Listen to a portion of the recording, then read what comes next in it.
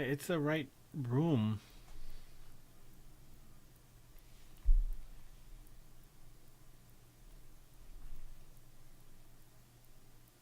Please don't make my...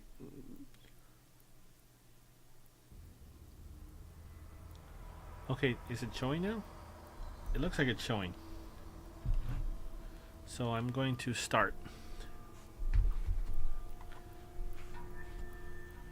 And hopefully not touch anything. Hold on, let me just try highlighting it to see if it's actually getting it. Let me just try hiding like this right here to see if it'll actually show it on screen. Okay. No idea what that issue was, but hey, you know,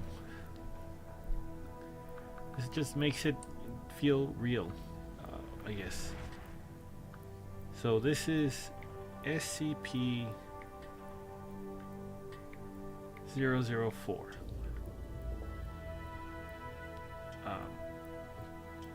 Hold on, I'm just checking something. Did I already get this? Here, let me get this.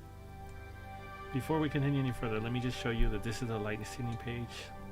Licensing page in case it's, you know, needed. Sorry, because I had a lot of other stuff planned. Well, not planned.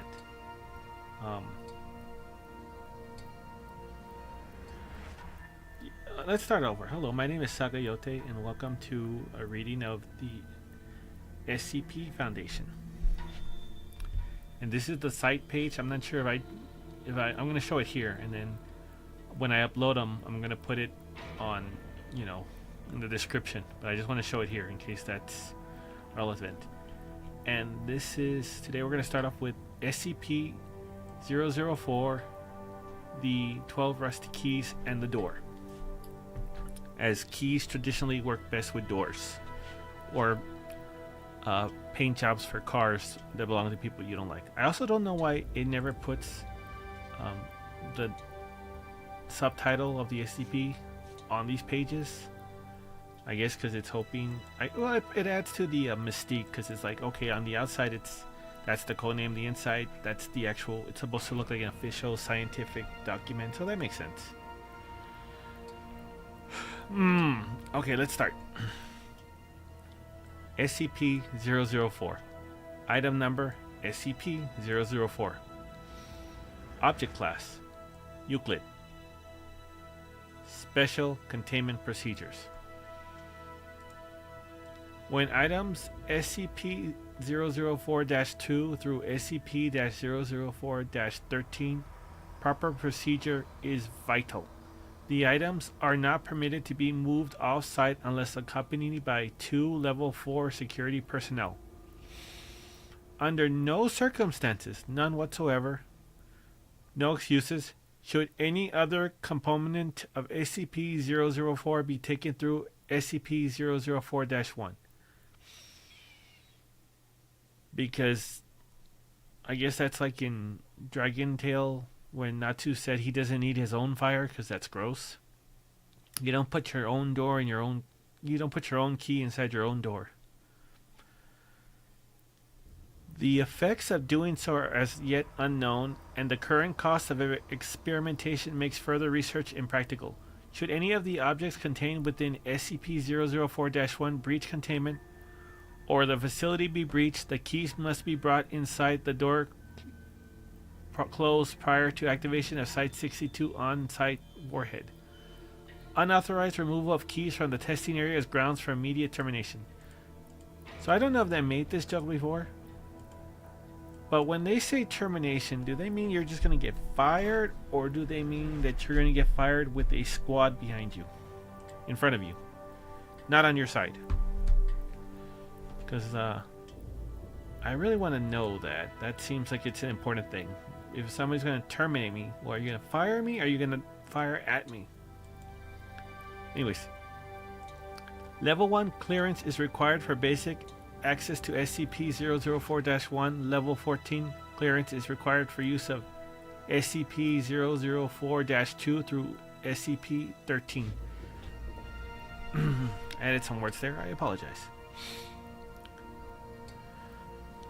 Description: SCP-004 consists of an old wooden bar door SCP-004-1 and a set of 12 rusted keys SCP-004-2 through SCP-004-13.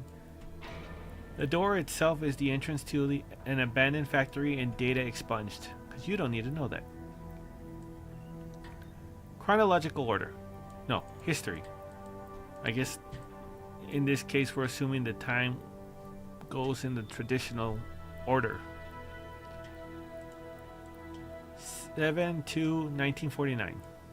A group of 3 juvenile trespassing on federal property near blank find the door. According to their testimony, they found a set of rusted keys in an iron lockbox and determined what door the keys unlocked. The juveniles are taken into custody after they contact Sheriff blank blank blank. That looks like 3 blanks to me. When one of their friends, SCP-004 Case 01, goes missing.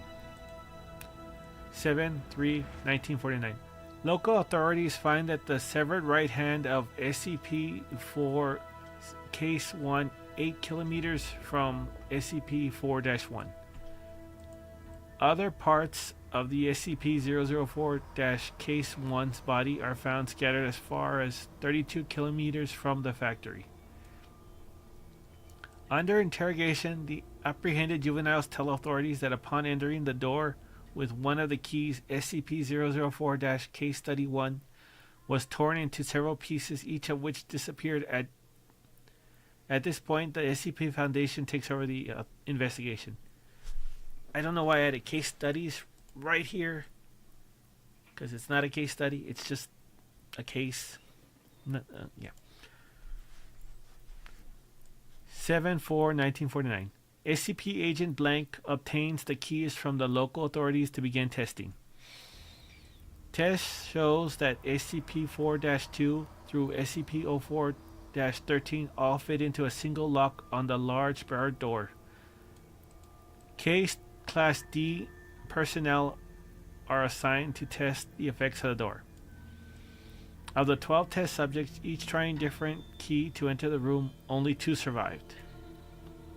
Opening the door with any key except SCP-004-7 or SCP-4-12 caused the test subjects to be torn apart in multiple directions. However, no dismembered parts were found until later. At the time of writing, only 2 parts of each subject had been recovered, with the exception of the subject using SCP-04-blank, whose pieces were scattered in close proximity. The others have, for all intents and purposes, vanished from existence.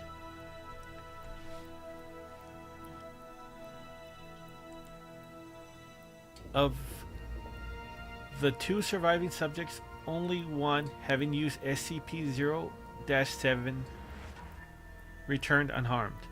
The others came back in a near catatonic state, able only to remove himself from the room and then collapse on the floor, and he had to be restrained to prevent him from gouging out his eyes. See Appendix A, Mental Health Effects of SCP-004. The subject using SCP-004-7 said that he had entered a large room, impossibly big for the size of the attached building. After his exit, SCP-004-1 was propped open and an armed squad of Level 3 personnel entered. The size of the room is impossible to measure, and the door frame and the individuals in the room are only part of the room that can be felt or illuminated.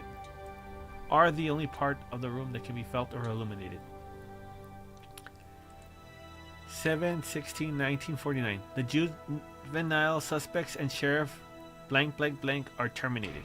Okay, so in this case, it definitely means murdered or executed, depending on how you want to look at it. Okay, well, I'm assuming that you're not going to be let off easily then, just because you work for the SCP, because that ED at the end of work is pretty important.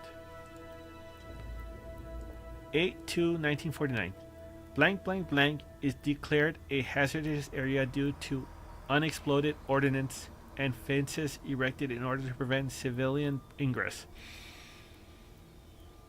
Tests to determine safety of exposure to environment behind SCP-004-1 begin. 12/1/1950. Space-time anomalies resulting from exposure to SCP-004 are confirmed. Testing is suspended until further notice. So this was 40 years, about 40 years, when they resumed testing. 7/2/19 blank. The unaccounted for remains of SCP-004-Case 1 appear unexpectedly outside SCP-004-1. Despite being killed decades before, the remains of SCP-004-Case 1 are not decomposed in any manner and are still warm to the touch. Blood remains uncoagulated. The remains are remanded for testing. SCP-04... No, wait. Sorry. 7/4/19. The unaccounted for remains of one of the 12 original test subjects in similar manner to those of SCP-004-Case 1. The remains have been designated SCP-004-Case 2. Records suggest that both SCP-004-Case 1 and Case 2 used SCP-004-blank. 3/21/1999. I would say the months, but I'm terrible with the order of months. So unless you want to hear me, listing them off, like I'm trying to remember what letter falls in what place in the alphabet every time I see a different month, I'm just going to say the numbers. 3/21/1999. With the massive proliferation of nuclear weapons and World War III only blank years away, construction has begun on a site inside SCP-004-1. The site is stockpiled for blank person days. Blank person days. 4/21/1999. Blank has ordered the site inside SCP-004-1 to be expanded to include emergency storage for all mobile SCP blank specimens and a blank petabyte database for the storage of all SCP data. The facility is now referred to as Site 62. 9/25/2000. Site 62 is operational. Labs and containment units are complete and can contain the most dangerous specimens. Backup of the SCP database has begun. 1/25/2001. Yes, I know which month 1 is because that's the easy one to start with, but I'm saying 1 instead of January because of continuity.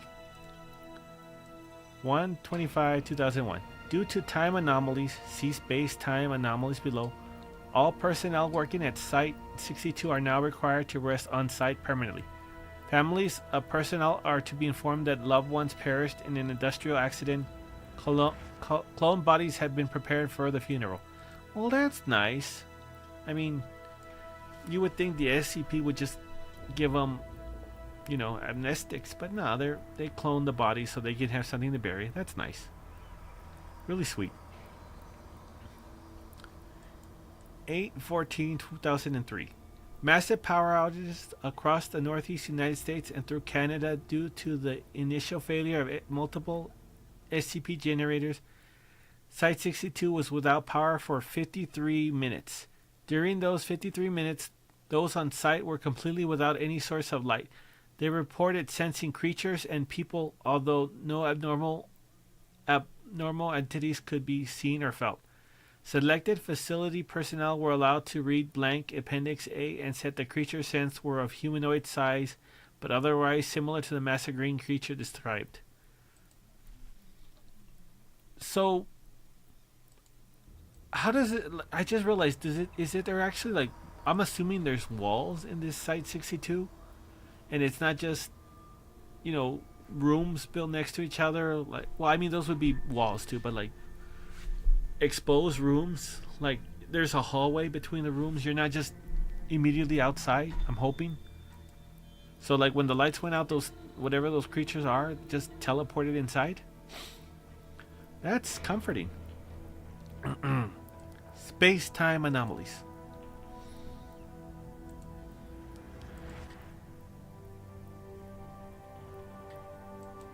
SCP-004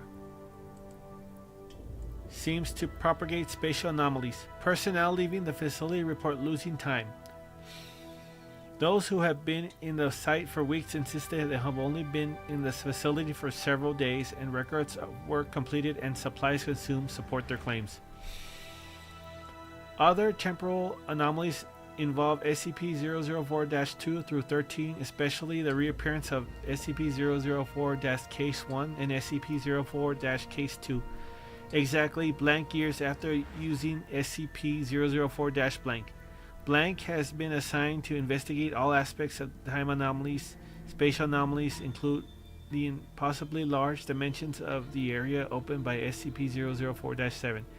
Similarly, the 2003 blackout incident suggests that there exists an alternate plane of existence within the same space that the Site-62 occupies. I was going to say supplies, as in Site-62 was giving gifts or rations because there's a war going on. Additional notes. Testing on SCP-004 reveals that 10 of the keys open SCP-004-1 on a dimension where the laws of physics and topology are significantly different than those of our home dimension. Test subjects meeting these hostile conditions are torn apart, their bodies parts deposited in various locations, only 3 of which have been verified to be unearthed. Material deposited at 2 of these points appears immediately. Material deposited at the 3rd point appears exactly blank years into the future. The other 7 locations are currently unknown. Current testing focuses on 2 avenues of research. The first is to find ways to survive SCP-004's hostile topologies. The second, data expunge, suggests that SCP-004-2 through 13 may open doors other than SCP-004-1. Appendix A. Mental health effects of SCP-004-12. Hold on, let me just get a drink here.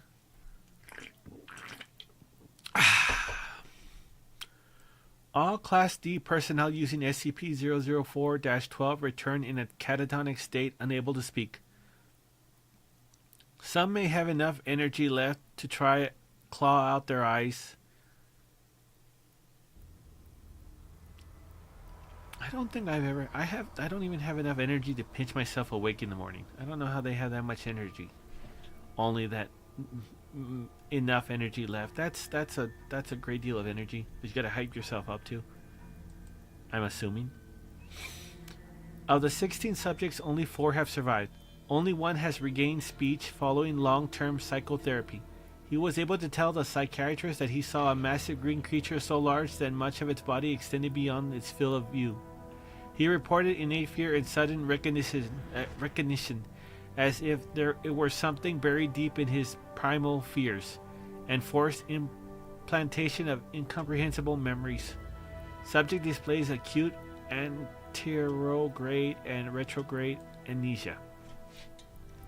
Retro means past. Is anterior mean that he can't create new memories? I have to look that up. But I'm worried about messing with another window and, other stuff I searched showing up for you guys. So I will look that up later. Appendix B. Additional information. Item number SCP-004-14. Date of discovery 9/2/1950. Why didn't this come out in, proper order? So much for my certainty that they were going to go chronologically in the traditional sense. Origin of object. Object was discovered elsewhere in factory in the previously undiscovered manager's office. Description. Object appears as a large, unvarnished wooden box. The box may be unlocked by the safe key SCP-004-7, as well as 5 of the unsafe keys. See document SCP-004-1. Upon unlocking SCP-004-14 with SCP-004-7, the box opens automatically on hinges.